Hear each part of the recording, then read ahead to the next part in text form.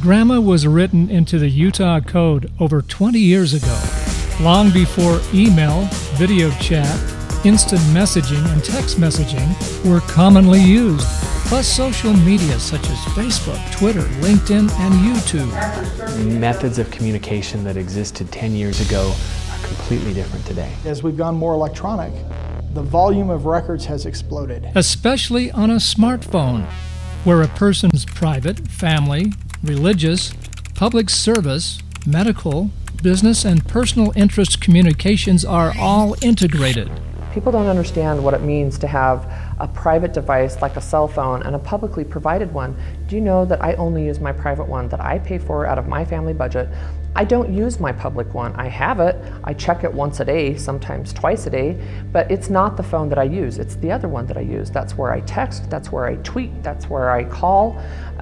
It's not a line where you can just say public device all open, private device all closed. Utah's GRAMA law was written 20 years ago, before text messaging and a lot of the modern tools we have for communicating, extending our voice conversations in other ways. If those are records, if what's on this BlackBerry is a record, then what are the retention policies? What are the archiving, the retrieval, the indexing, the filing, and how long? What is the statute to retain those records? In 1992, if I wanted to have a personal communication, I would hold a phone up to my ear and speak into it or have a personal conversation, and those were recognized as private communications.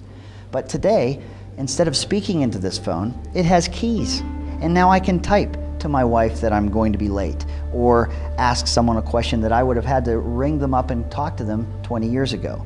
I believe that is still a private communication. That is still the kind of off-the-cuff conversation that lawmakers had 20 years ago that occurred today, and I don't believe that that is a government record. GRAMA anticipated that written records would be public, but private conversations could stay private. 477 was necessary to clarify which of those records need to be preserved, which ones are public and which ones are private. Current GRAMA code defines casual text, video chat, and instant message conversations, etc., as records rather than conversations. So I think we were trying to modernize and clarify the GRAMA law, but it has not been perceived that way. And so that's the message, and that's the battle for lawmakers that are part-time legislators trying to get the message out about what we were trying to do in terms of modernizing and clarifying the GRAMA law. So they want all that. They call that a written record. Information between family members, that if I use even my private phone, that they can get access to that. Voicemail messages on my private phone, they can get access to that. Most legislators feel that private communications with family, personal friends, or business clients should go beyond a theoretical protection. If challenged, the court is predisposed to release the records. It's not clear what the press should have access to and what they should not have access to. And particularly with new sources of media, we're trying to find the right balance. What is public and what is private information? We serve in multiple capacities in our lives. We have our private life, we have our professional life, we have our public life, which relates to the affairs of the state of Utah. The question becomes, what is a record?